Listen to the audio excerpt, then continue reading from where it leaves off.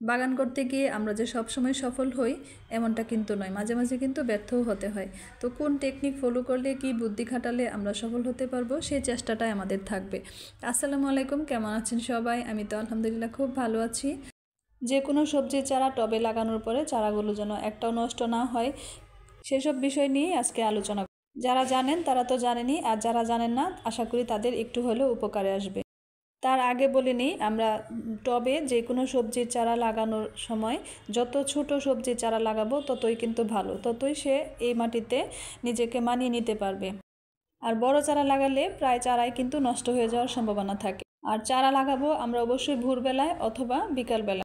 চারা লাগানোর পরে চারাগুলো যেন প্রত্যেকটাই টিকে যায় এবং সুস্থ সবল থাকে, সেজন্য আমাদের খুবই গুরুত্বপূর্ণ একটা পদক্ষেপ নিতে হবে। সেটা হচ্ছে সূর্য ওঠার আগে প্রত্যেকটা চারা কিন্তু আমরা ঢাকনা দিয়ে ঢেকে দিব। এতে করে সূর্যের যে প্রখর তাপ, সেই তাপ থেকে চারাটা রক্ষা পাবে। আর এই সূর্যের তাপ যদি চারার গায়ে লাগে তাহলে চারাগুলো কিন্তু নষ্ট হয়ে যায়, প্রায় চারা দেখা যায় যে ঢলে যায়। আর সেই চারাগুলো যদি টিকেও যায় তাও কিন্তু পরবর্তীতে দেখা যায় যে চারার মান ভালো হয় না, চারা থেকে ভালো মানের ফলন পাওয়া যায় না।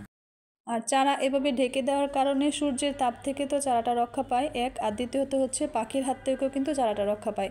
যে কোনো সবজির ছোটো ছোটো চারার প্রতি কিন্তু পাখির একটা নজর থাকে, পাখি কিন্তু চারাগুলো খেয়ে ফেলে। আর চারাগুলো যখন একটু বড় হয়ে যায় তখন কিন্তু পাখি আর চারাগুলো খায় না।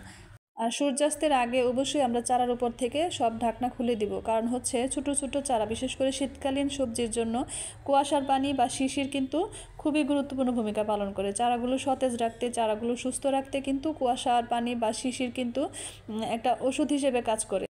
এভাবে দিনের বেলা সূর্য ওঠার আগে ছোটো ছোটো চারাগুলো আমরা ঢাকনা দিয়ে ঢেকে দিব, আবার সূর্যাস্তের আগে আগে আবার ঢাকনাগুলো খুলে দিব। 3-4 দিন এই টেকনিকটা ফলো করলে প্রত্যেকটা চারাই দেখবেন টিকে গেছে, চারাগুলো একদম সুস্থ সবলভাবে বেড়ে উঠছে। আর ক্যারেটে আমি যে টমেটো চারাগুলো দিয়েছি এগুলো প্রত্যেকটাই চেরি টমেটোর চারা। তবে টমেটো চাষ করতে কিন্তু এত বেশি মাটির প্রয়োজন হয় না, আর এগুলো যেহেতু চেরি টমেটো সেক্ষেত্রে সেই জন্যই আমি প্রত্যেকটা ক্যারেটে একটু 5টা-6টা করে চারা দিয়ে রেখেছি। আশা করি ফলন খুব ভালো না হলেও মোটামুটি ভালো হবে।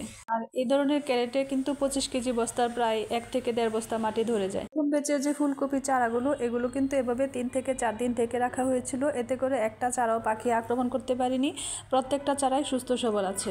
আমি শুরু থেকেই টমেটো চাষের A to Z বিস্তারিত আপনাদের সঙ্গে পর্যায়ক্রমে শেয়ার করছি। যারা নতুন বাগানি, নতুন বাগান শুরু করেছেন বা নতুন বাগান করবেন ভাবছেন, আমার ভিডিওগুলো তাদের উদ্দেশ্যে। আশা করি একটু হলেও আপনাদের উপকারে আসবে। বাগান বিষয়ক আমার যতটুকু অভিজ্ঞতা আছে সবটুকুই আপনাদের সঙ্গে শেয়ার করার চেষ্টা করব। আপনারা আমার পাশেই থাকবেন, সাথেই থাকবেন। এতক্ষণ আমার ভিডিওটি ধৈর্য নিয়ে যারা দেখেছেন সবার প্রতি রইল আমার আন্তরিক কৃতজ্ঞতা। সবাই ভালো থাকবেন। আল্লাহ হাফেজ।